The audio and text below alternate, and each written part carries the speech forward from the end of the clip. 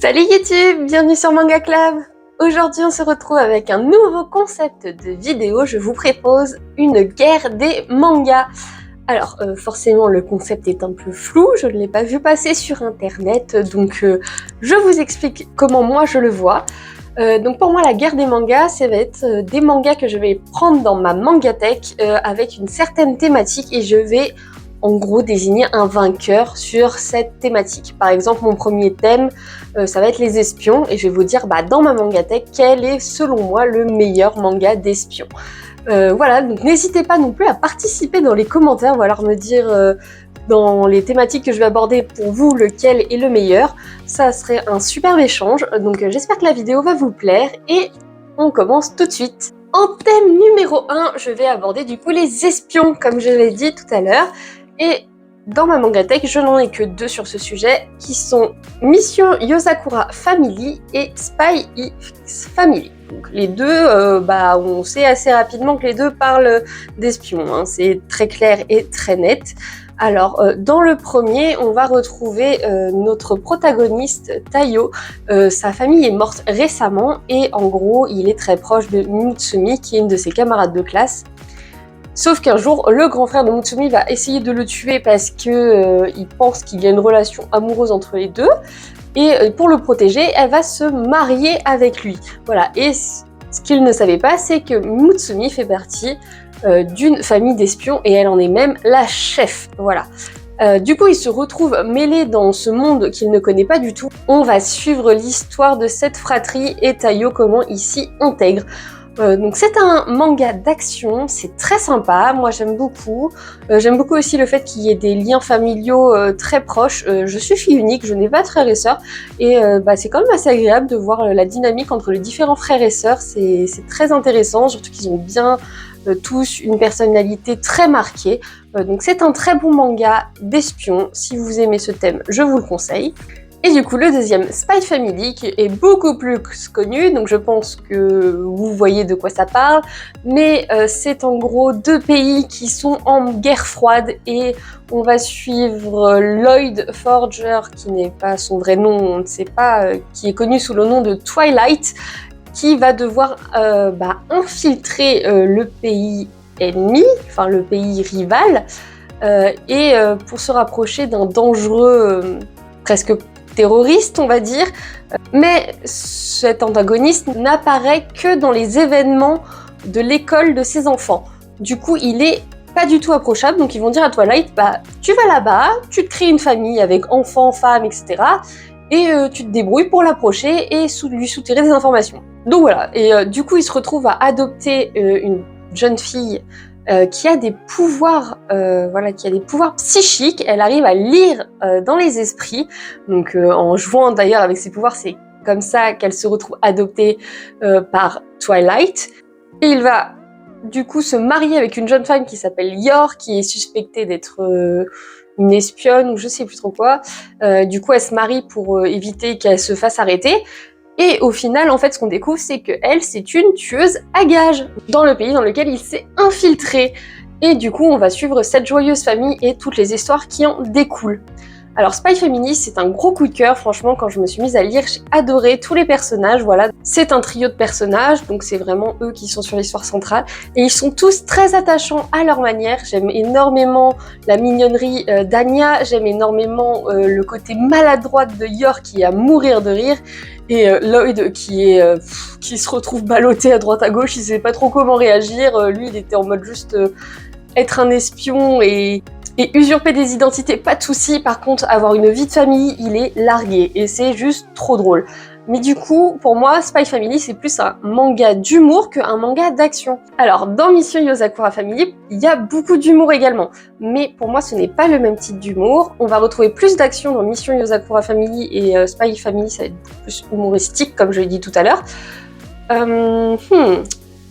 Mais du coup, ces deux mangas-là, je suis à jour sur les deux séries, donc tome 14 pour Mission Yozakura Family, tome 10 pour Spy Family. J'aime énormément ces deux séries, c'est très dur de les départager, mais je pense quand même que je choisirais Spy Family dans la thématique des espions, parce que, je sais pas, la vibe me plaît beaucoup plus. Je sais que ce n'est pas c'est juste mon ressenti. Je trouve aussi que les dessins sont très bien faits dans Spy Family, je trouve que les dessins sont plus jolis. Les scènes de combat sont très stylées, franchement je trouve que le style de dessin est très très joli. D'ailleurs on aperçoit aussi comme personnage celui-là, je ne sais plus comment il s'appelle, mais je l'adore, je trouve qu'il apporte une très grande touche comique également. Donc Spy Family remporte le thème des espions, mais il ne faut pas délaisser non plus Mission Yozakura Family, qui a aussi de nombreux avantages. Et du coup, pour le style graphique, déjà on peut voir que c'est un peu plus chargé, je trouve, au niveau des pages, il y a beaucoup plus de bulles, etc.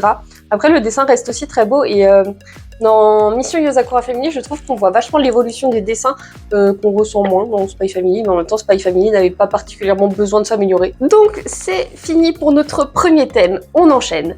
En deuxième thématique, j'ai décidé de prendre le thème des extraterrestres et du coup, on se retrouve avec Dan Da Dan contre Tokyo Aliens.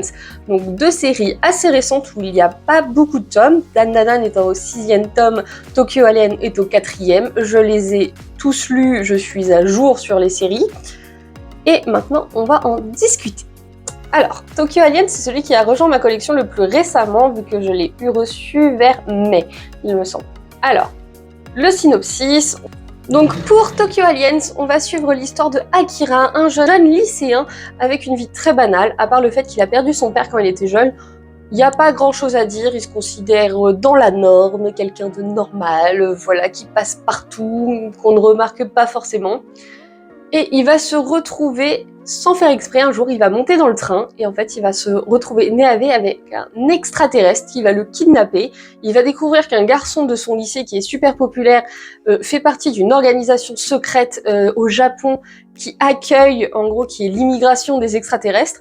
Et il se retrouve embarqué dans cette histoire totalement par hasard et il va découvrir que son père travaillait pour cette organisation. Il va donc décider également de la rejoindre.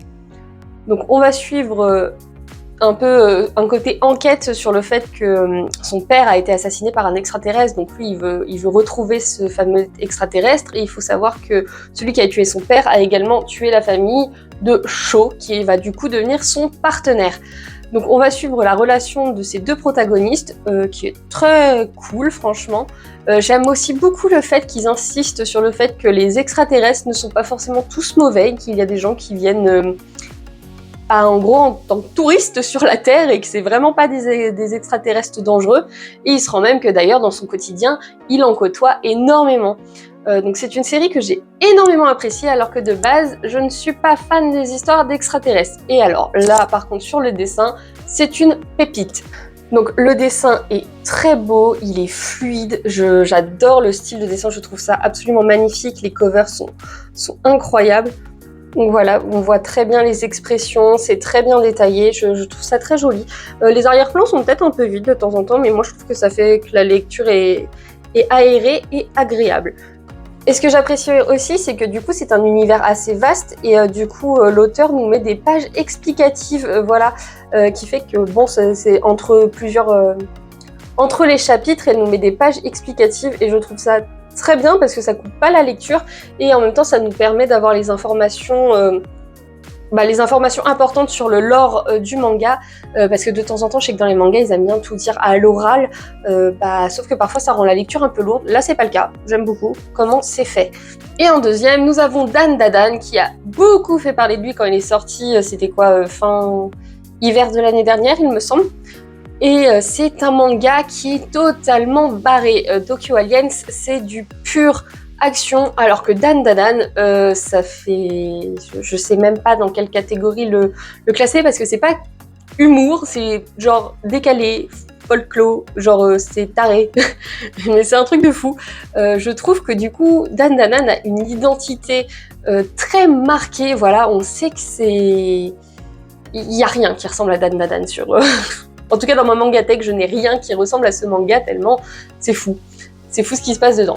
Donc là, on va suivre l'histoire de deux lycéens. Il y en a un qui croit aux extraterrestres, une qui croit dans les esprits, etc. Et il ne croit pas du tout la croyance de l'autre. Voilà. Du coup, ils vont se lancer un défi. Il va dire, va à tel endroit, tu vas croiser des extraterrestres. Et elle lui dit, va à tel endroit, tu vas croiser des esprits. Les deux vont être confrontés du coup à ces deux espèces. Lui, il va se retrouver maudit par un esprit et elle va se retrouver kidnappée par des extraterrestres. Il va réussir à la sauver parce qu'il a fusionné avec l'esprit qu'il a rencontré. Et de là va s'en suivre plein d'histoires complètement délirantes. Et ce qui est assez étonnant, c'est ce que je ne pensais pas, mais ça devient assez vite un manga qui tourne un peu romance. Ça reste léger, mais voilà, entre les deux protagonistes, on sent qu'il y aurait une histoire qui pourrait vite se développer. En tout cas, c'est un manga très intéressant. Je trouve que les relations sont bien abordées. Mais comme j'ai dit, c'est un peu ni queue ni tête. Hein. Donc si vous aimez les mangas avec un fil rouge, conducteur, etc., là, c'est pas le cas. Mais je prends beaucoup de plaisir à lire ce manga. Et du coup, en termes de dessin, on peut retrouver des planches comme ça. Donc même en identité visuelle, c'est très marqué. On reconnaît assez vite la patte graphique. Et ce n'est pas à mettre entre toutes les mains parce qu'il va y avoir des paroles assez crues et des scènes assez crues également. Il y a pas mal de nudité, voilà, qui sert plutôt de manière comique. Mais du coup, ouais, faut être un minimum jeune adulte pour lire Dan Dadan du coup. Bon, maintenant verdict. Dans la thématique extraterrestre, lequel je trouve le mieux fait, eh bien je pense que je choisirais Tokyo Aliens parce que je trouve... Alors déjà parce que dans Dan Dan, il n'y a pas que des extraterrestres, il y a aussi des esprits, donc forcément c'est moins développé je trouve. Mais du coup, ce que j'ai beaucoup aimé dans Tokyo Alien, c'est que vraiment, on donne plein d'informations sur des races, chaque race a ses spécificités. Je trouve qu'on aborde pas mal aussi la psychologie des extraterrestres, comment ils pensent, etc. Et aussi le fait qu'ils soient pas tous mauvais, qu'il y en a aussi qui sont normaux, on va dire, et même plus normaux que certains humains. Donc ça, c'est un truc que j'apprécie énormément. Donc pour moi, dans le thème extraterrestre, c'est Tokyo Aliens qui gagne. On enchaîne avec la troisième thématique qui va être les jeux vidéo. Du coup, dans cette thématique, j'ai mis Bofuri, je ne suis pas venue ici pour souffrir, j'ai mis Je suis un assassin et je surpasse le héros, et j'ai mis Final Fantasy. Alors quand je dis jeux vidéo, je ne parle pas de monde parallèle, hein. Je parle vraiment de mangas qui ont des caractéristiques de jeux vidéo, RPG beaucoup. Même les trois sont RPG, il me semble. MMORPG. Je ne m'y connais pas très bien, mais il me semble que c'est ça. Alors, tout d'abord, donc on a Bofuri, je ne suis pas venue ici pour souffrir. Alors là, on va suivre l'histoire de Maple, qui est une lycéenne tout à fait normale dans notre monde classique qu'on connaît tous les jours. Et sa meilleure amie va lui faire découvrir les jeux vidéo. On la suit quasiment que dans la peau de son personnage de jeu vidéo, où en fait on voit comment elle apprend à jouer, et elle a une manière très spécifique de jouer qui est qu'elle met tous ses points en défense, et du coup elle se retrouve avec une fiche technique que personne n'a jamais vue, quoi. Personne n'a vu quelqu'un jouer de cette manière-là. Du coup les autres joueurs sont très intrigués, et du coup elle a une manière de résoudre les énigmes que même les développeurs ne pensaient pas possible, et du coup c'est assez drôle de suivre ses aventures. Ça a un côté tranche de vie qui est très agréable. Et du coup, voilà, on suit ses petites aventures dans son jeu vidéo, et elle est aussi du coup suivie par son amie. Le premier tome est vachement centré sur elle, et après elle commence à se faire des compagnons, et c'est très très mignon, très frais, je trouve, comme lecture, une lecture très agréable. Franchement, c'est un petit manga feel good. Ensuite, j'ai mis Je suis un assassin et je surpasse le héros. Donc là, on va suivre l'histoire d'une classe entière de lycéens tokyoïtes qui vont se faire invoquer dans un autre monde. Et là, ils vont chacun obtenir des pouvoirs, des spécificités. Et lui, c'est plutôt le mec effacé de la classe. Et il va se retrouver avec une fiche technique, mais cheatée de fou, quoi. Genre, même le héros qui est censé être le plus fort, et en termes de stats, il le déglingue. Mais du coup, comme lui, son pouvoir, c'est la discrétion, etc., il dit « Oh, moi, je fais profil bas, je suis là, mais je suis pas là. » Mais voilà, et en tout cas, les gens qui les ont invoqués disent qu'ils sont là pour terrasser un roi démon, et qui vont les former pour qu'ensuite ils puissent les libérer.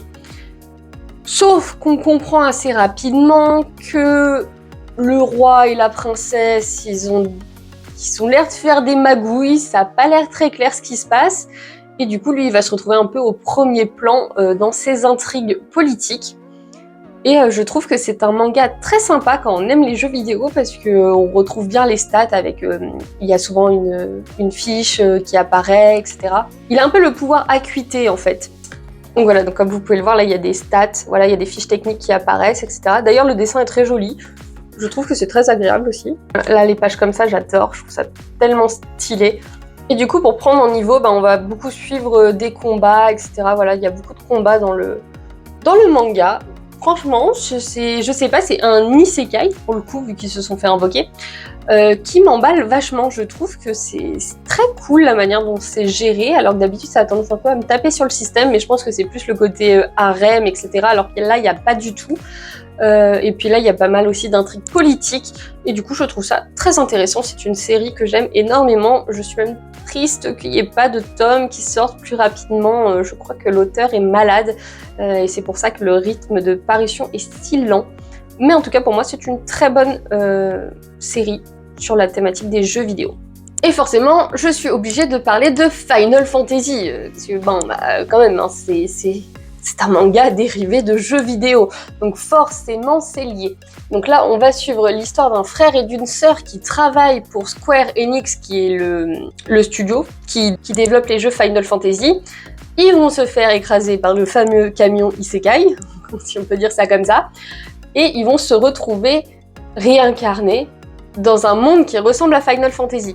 Parce que ce que j'aime beaucoup, c'est... Alors, si vous ne savez pas Final Fantasy, je crois qu'il y a le 16 là qui est sorti en juin. Donc, il y a énormément de jeux qui sont sortis de cette licence. Ils ont tous des histoires propres, des personnages propres et même des manières de jouer qui sont différentes. Et du coup, ce qui est cool dans ce manga, je trouve, c'est qu'on retrouve un petit peu de tous ces Final Fantasy, enfin, surtout des plus connus. Et on retrouve ces clins d'œil dans le manga. Et du coup, je trouve que quand on a déjà joué au jeu, c'est encore plus agréable. Même si pour moi, il n'y a pas besoin de connaître forcément pour pouvoir le lire. C'est un manga d'aventure type et c'est très sympa. Et dès le premier tome, ce qui se passe, c'est que la petite sœur va mourir. Voilà, parce qu'elle pense que comme c'est un jeu vidéo, c'est simple, entre guillemets. Et elle va se faire avoir et elle va être grièvement blessée. Et lui, du coup, il leur dit « Ah, mais utilisez tel sort !» Et là, ils le regardent, ils font « Bah, il n'existe pas ce sort, genre, de quoi tu me parles ?» Il fait « Mais si, enfin, je connais, je sais qu'il existe. » Ils sont maintenant, dans notre monde, c'est un sort mythique, quoi. C'est dans les vieux écrits, c'est une légende. Mais en réalité, il n'existe pas. Et lui, du coup, il va rester sur cette croyance que si, ça existe et qu'il peut sauver sa sœur grâce à ça. Du coup, avec une petite troupe d'aventuriers qu'ils ont rejoint, ils vont décider d'enquêter voilà, sur les légendes qui existent dans ce monde pour essayer de sauver la petite sœur. Du coup, c'est très sympa parce que malgré qu'ils connaissent, il y a beaucoup d'isekai où en gros, quand ils arrivent dans le monde, ils sont super cheatés parce qu'ils savent déjà tout ce qui se passe, ils savent comment être forts, etc. Alors que là, des choses qui se disent « Ah, dans les Final Fantasy, il y a ça, du coup ça va être simple », et on fait « Non, ça n'existe pas », ou alors c'est beaucoup plus compliqué que ce qu'ils pensent. Et du coup, il fait pas le jeu en mode facile, quoi. Il est dans la vraie vie. Il vit sa vie comme si c'était la vraie vie et pas comme si c'était un jeu vidéo. Du coup, je trouve que le développement est assez intéressant dans ce manga. Donc là, on peut voir un des personnages de la troupe avec notre protagoniste. Et en gros, lui, il a le pouvoir acuité qui fait qu'il peut voir des choses que les autres ne voient pas. Et c'est ça, sa force. Mais du coup, ça n'en fait pas un personnage très fort. Enfin, genre, sa force, c'est plus son cerveau, du coup, et sa réflexion que de la force à l'état brut. Du coup, je trouve ça très sympa. Du coup, entre ces trois mangas dans la thématique jeux vidéo, je pense que celui que je mettrais à la première place, je pense quand même que ce serait Final Fantasy, parce que pour moi, c'est celui qui se rapproche le plus, où il y a le plus d'explications sur la thématique des jeux vidéo. Même si, en vrai, Bofuri, je trouve, se défend aussi très bien, parce qu'en fait, comme ça se passe dans notre monde et qu'on suit juste le jeu vidéo, alors que lui, il est transféré dans un jeu vidéo et qu'il vit le jeu vidéo, mais comme si c'était sa vraie vie. Du coup, pour moi, les deux se valent.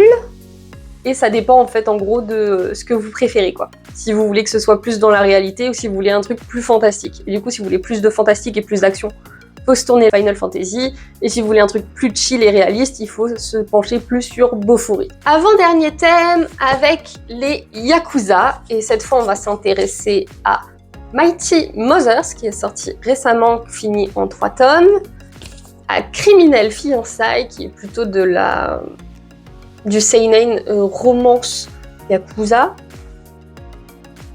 La Voix du Tablier, et De nous, il ne restera que des sons. Alors, du coup, je vais commencer avec celui-là. Donc, ça parle de quoi? C'est fini en seulement 4 tomes, c'est du Big Kana. Et là, on va suivre l'histoire d'un jeune homme qui a perdu toute sa famille et qui décide de se venger de l'homme qui s'en est pris à sa famille. Et il veut se venger, et pour cela, il a rejoint la mafia taïwanaise, si je ne me trompe pas. Et il est au Japon, en gros, pour enquêter, pour essayer de se venger, et il se fait passer pour une femme parce que c'est plus simple pour lui, pour les missions, et aussi pour avoir des informations. Et du coup, on va suivre toute sa quête de vengeance au sein d'un milieu mafia. Franchement, j'ai beaucoup aimé cette série, je la trouve très intéressante. Le style de dessin est un peu spécial. Bon, du coup, il y a de l'action et il y a de la violence, hein. C'est un peu sanglant à certains passages, mais franchement, l'histoire est très cool. Je trouve que les 4 tomes font bien le taf. Même si je trouve que le rythme est assez lent sur les 3 premiers tomes, et le 4e, il est en intensité, ça monte vachement. Mais du coup, le dénouement est très cool, etc. On rentre pas trop non plus dans le détail de la mafia, on voit un peu le boss, on voit quelques missions, etc. Ça rentre pas trop en profondeur dans le thème de la mafia, je trouve. Après, on y retrouve du coup le côté sanglant et le côté action, qui est du coup très cool. La Voix du Tablier est à l'opposé pour le coup, parce qu'on suit l'histoire d'un ancien Yakuza, mais qui a encore quelques contacts au sein de la mafia, etc., qui s'est reconverti en homme au foyer quand il a rencontré son âme sœur et avec qui il s'est marié. Et du coup, ce qui est assez rigolé, c'est qu'on suit son quotidien où lui, il a toujours vécu dans la violence, etc. Du coup, son vocabulaire est très Yakuza. Donc, au lieu de demander de la farine, il va dire « Elle est où ta poudre blanche ?» Et du coup, les vendeurs, ils vont lui dire « Parle de drogue ?» Mais du coup, la réaction est assez drôle. Donc là, c'est un pur manga humoristique avec quelques codes, du coup, Yakuza qu'on retrouve. Mais si vous voulez du pur Yakuza violence, c'est pas du tout ce qu'il vous faut, hein. Là, c'est vraiment du pur humour. Mais j'adore. Donc voilà, donc là on voit le personnage principal avant son évolution en homme au foyer, et c'est assez impressionnant. Mais voilà, du coup il a toujours ces expressions un peu drôles dans des situations un peu décalées, et c'est ça qui fait la force de ce manga pour moi, parce qu'il ressort totalement... pareil, c'est un manga humoristique mais qui ressort vachement du lot, parce qu'il n'y en a pas 2 comme ça. Du coup, ça fait partie des séries que j'apprécie énormément. On passe à Criminel Fiançailles. Je précise que je n'ai lu que les 3 tomes, donc peut-être que là actuellement il y en a 6 de sortie et le 7e il va pas tarder, je crois, c'est en septembre. Du coup, je peux pas vous faire un avis complet non plus, donc je vais vous dire mon avis sur les 3 tomes que j'ai lus, mais ça se trouve après ça évolue plus que ce que moi je vais vous dire là. Alors du coup, Criminel Fiançailles, c'est l'histoire d'une petite fille de Yakuza qui se retrouve fiancée à un petit-fils de Yakuza. Elle vient de province, lui, il est de Tokyo. Elle se retrouve envoyée au charbon en mode « Vas-y, va à Tokyo avec lui et tout, ça formera une alliance, ce sera cool. » Et elle se dit « Oh bah, dans le meilleur des cas, ça se passe bien, on est fiancés et c'est cool. Dans le pire des cas, je reste 1 an histoire de faire bonne figure et je me recasse. » Et au début, elle rencontre ce mec et elle dit « Mais...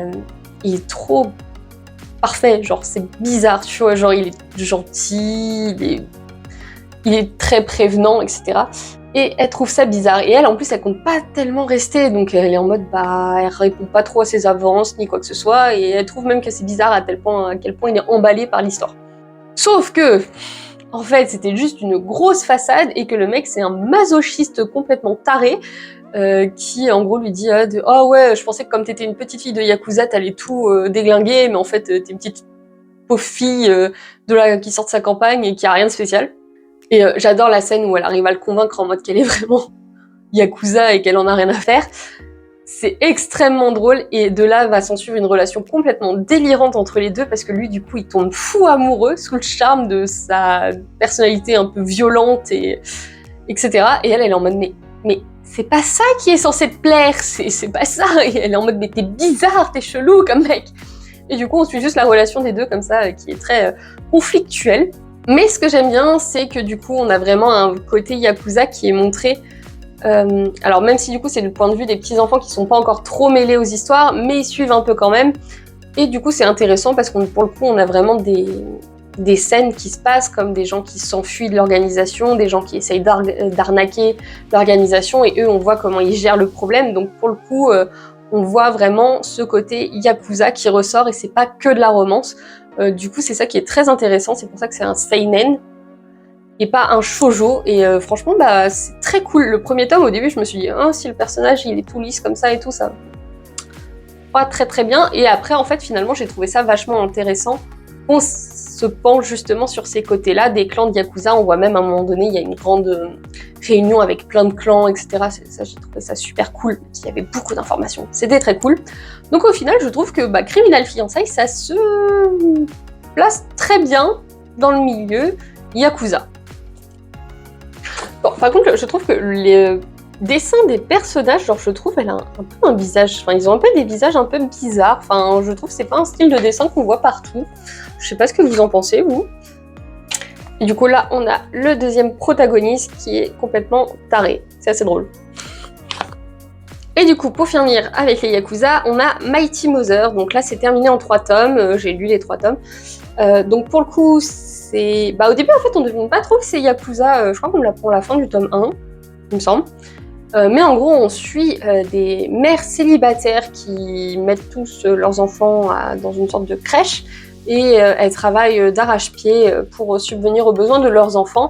Sauf que le soir, elles font des missions pour la directrice de la crèche, en gros. Et ça consiste à tuer des gens, assassiner, trouver des trafics d'êtres humains, etc. Et du coup, elles ont cette double vie. Je trouve que c'est très stylé parce que du coup, déjà, c'est des femmes mûres qui sont mères, etc. C'est un truc qu'on voit très peu, je trouve, dans les mangas. Les personnages sont extrêmement badass, hein, franchement, je trouve. On suit surtout trois femmes, l'histoire de 3 femmes, et je trouve ça très intéressant comment c'est tourné, etc. Parce qu'on voit à la fois leurs forces et leurs faiblesses. Mais alors, pour le coup, c'est vraiment pas à mettre entre les mains de tout le monde parce que c'est extrêmement violent. Je trouve qu'il y a vraiment des scènes qui sont crues, surtout dans le tome 3. Je pense qu'il devrait mettre un petit disclaimer sur la pochette, parce que moi je m'attendais pas à ce style de scène. Je me doutais qu'il y avait de l'action et de la violence, mais à ce point-là, j'avoue que parfois ça m'a un peu refroidi. Mais ça reste un très bon manga. Je trouve que la mentalité... Alors, je ne peux que supposer, parce que je n'ai jamais fait partie d'un clan Yakuza, mais je trouve que la mentalité des clans Yakuza, et surtout du coup il y a une grosse guerre entre 2 clans, est extrêmement bien décrite avec les enjeux, etc. Je suis aussi contente de la fin. Je trouve que la fin est très intéressante. Voilà, c'est un bon seinen, voilà. Il n'y a pas forcément de happy ending, ou pas comme on l'entend. Et j'ai trouvé que du coup, le manga était encore mieux avec cette fin-là. Mais du coup, voilà, on va enchaîner avec des scènes genre normales, de repas, etc. Avec des grosses scènes de combat. Où voilà, là par exemple, on voit là, c'est... Franchement, il y a un style absolument incroyable, le dessin est magnifique et ça envoie du lourd. Donc Mighty Mother, pour moi, c'est un très bon manga Yakuza. Donc si ça vous intéresse, n'hésitez pas à vous pencher dessus. Du coup, entre ces 4 mangas, lequel pour moi est le meilleur dans la catégorie Yakuza? Alors pour moi, j'enlèverais La Voix du Tablier parce que c'est un ancien Yakuza, on ne suit pas trop ce qui s'y passe. Criminal Fiançailles, comme j'ai dit, c'est des enfants, donc ils ne sont pas encore... Enfin, c'est des lycéens, du coup, ils ne sont pas encore trop dans les histoires. Mais, comme je l'ai dit, j'ai lu que 3 tomes, donc ça se trouve, le côté Yakuza est vachement plus développé après. Mais en tout cas, sur les 3 premiers tomes, je dirais pas que c'est le meilleur dans la catégorie Yakuza. Du coup, il nous reste, il ne restera que descendre, et Mighty Mothers. Et je pense que Et j'avoue, j'hésite un peu entre les deux. Au début, je m'étais dit que j'allais faire gagner... Enfin, pour moi, c'était il ne restera que descendre qui gagnerait dans cette catégorie. Mais c'est vrai qu'en refeuilletant, je pense que Mighty Mothers, en fait, retranscrit beaucoup mieux le côté Yakuza que ce manga-là. Je trouve que lui, c'est un peu plus light, c'est un peu plus léger, donc lui, il pousse plus le concept plus loin, même si pour moi, il y a des scènes très crues et que du coup, ça peut toucher moins de gens, enfin, c'est un public plus restreint que pour celui-là. Mais du coup, dans la catégorie Yakuza, pour moi, c'est Mighty Mothers, parce que ouais, le sujet est vachement plus développé dans ce manga-là. Dernière thématique pour cette vidéo, et ça va être sur le thème des divinités. Du coup, je vais parler de Lord Olympus, de Primal God in Ancient Time, de Iraes, la fin du voyage, et de Kami-sama School. Du coup, je vous parle de Kami-sama School, mais c'est pas vraiment inqualifié parce que y a qu'un tome qui est sorti, du coup c'est très compliqué de se faire un avis sur un seul tome. Mais je tenais quand même à le mettre dans la vidéo parce que quand on parle de divinité et qu'il y a le mot divinité dans le nom du manga, pour moi ça semblait logique qu'il y soit quand même. Du coup, on va suivre l'histoire. Alors, je trouve que l'histoire est un petit peu compliquée parce qu'il sépare les divinités et une autre catégorie qu'ils appellent les onyomi. En gros, pour devenir une divinité, il faut être diplômé et il y a certains êtres humains, il y a certaines personnes surnaturelles qui vivent avec les êtres humains normaux, qui ont des facultés et qui du coup peuvent devenir des divinités, mais elles sont pas considérées comme des divinités. Mais c'est pas des humains non plus.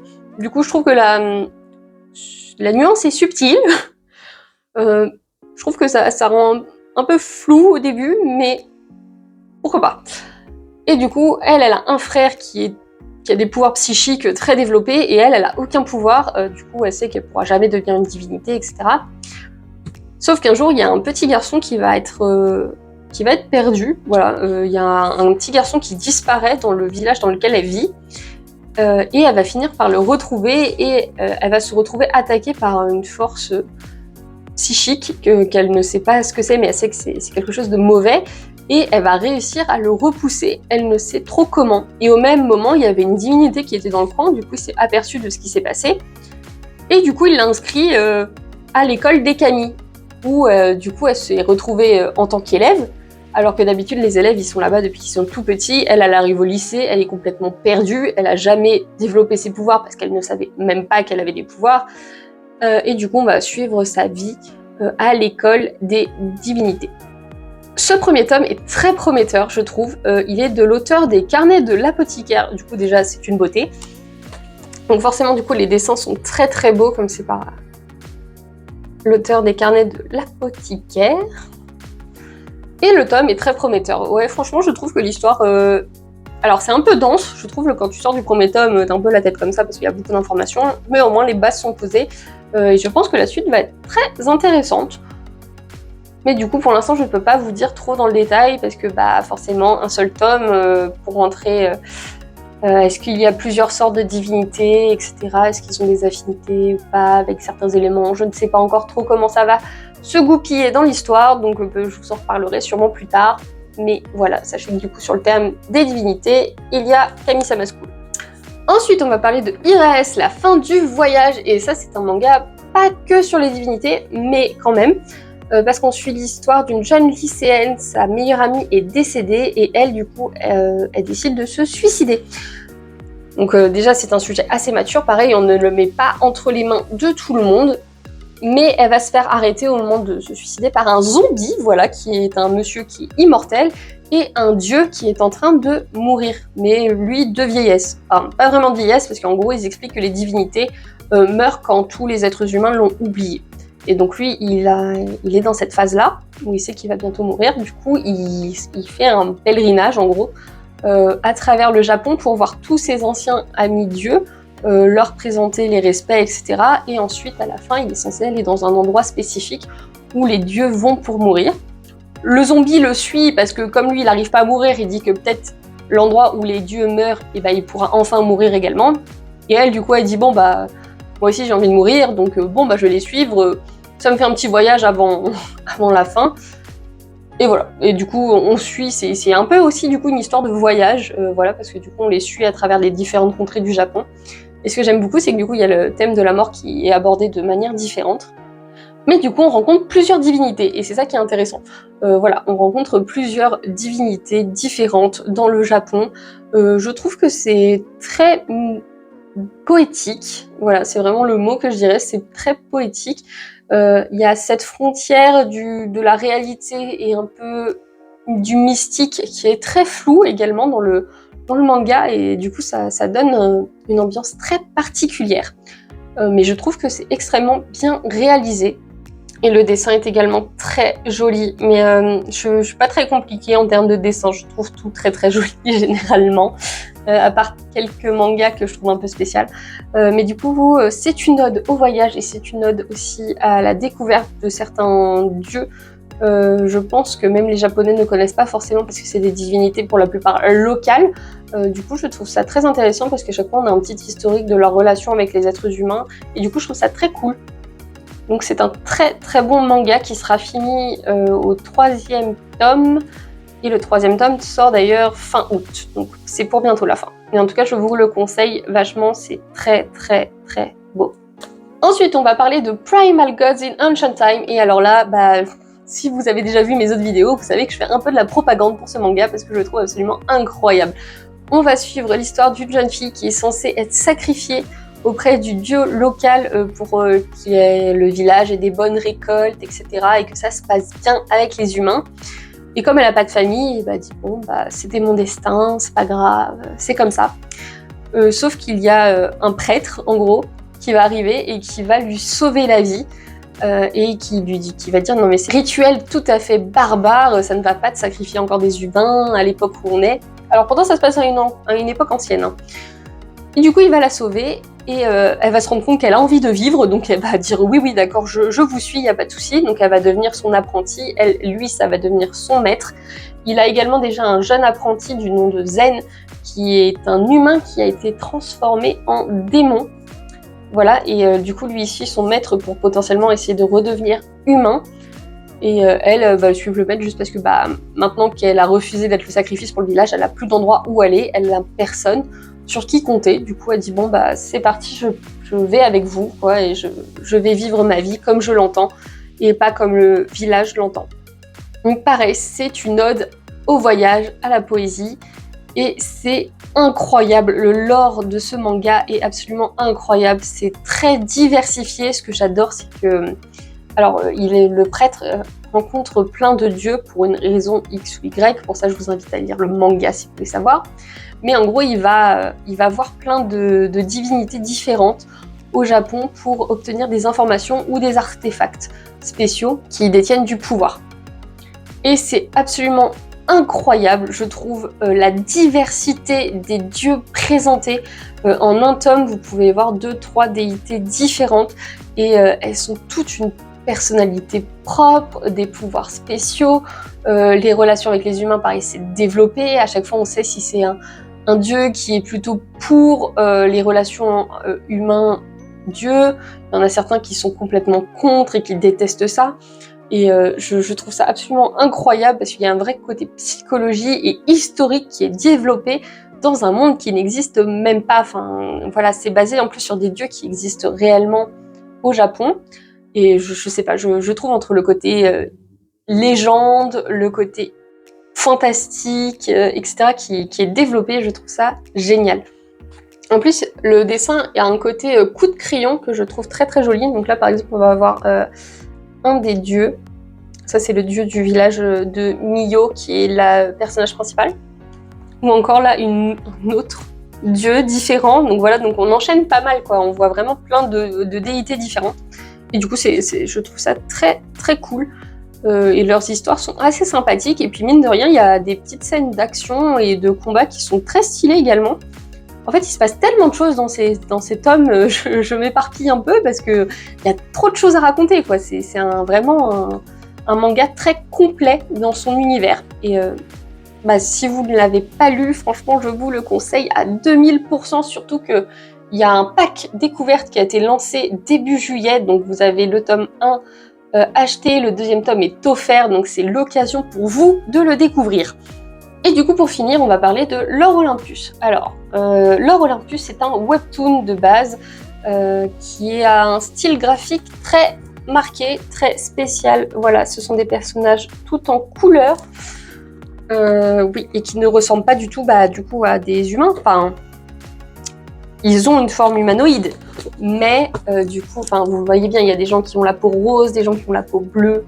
Voilà, c'est les deux couleurs qui ressortent le plus dans ce manga, dans ce webtoon. L'édition est absolument magnifique, c'est un grand format. Alors, c'est plus un format BD, mais je trouve que le travail sur ce livre est incroyable.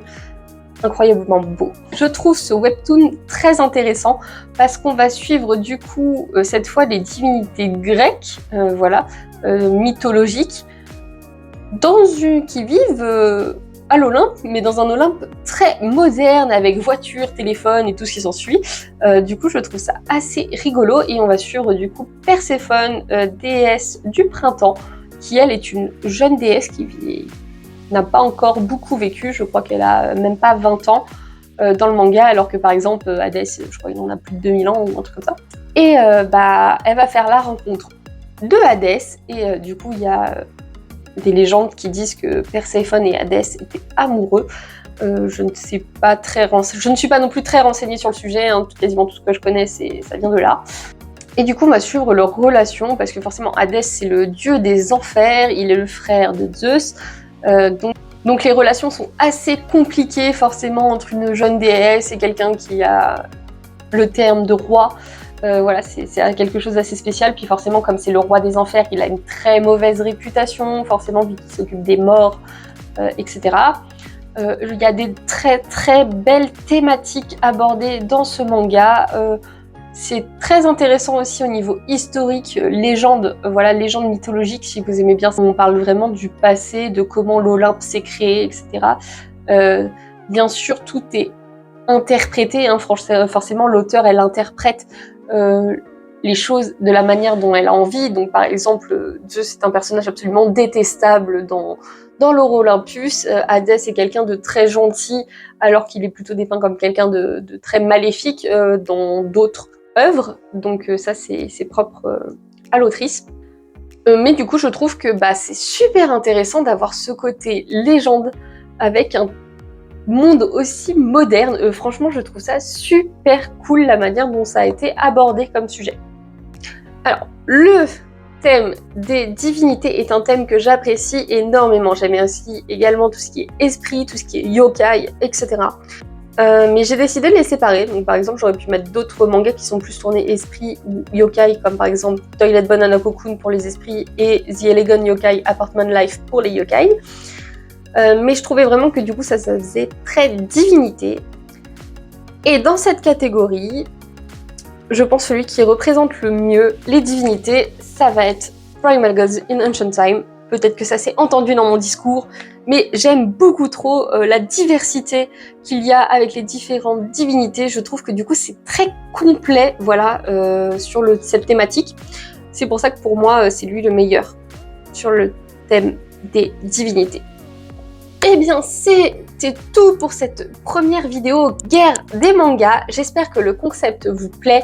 N'hésitez surtout pas à me dire dans les commentaires si vous êtes d'accord avec moi, ou alors me dire justement sur les thèmes que j'ai dit, lesquels vous trouvez sont les meilleurs. Et même n'hésitez pas à me donner d'autres idées de thèmes, parce que je pense que du coup ce style de vidéo va sûrement revenir de temps en temps. J'espère que la vidéo vous a plu. On se retrouve vite pour mes achats de juillet. Tchuss!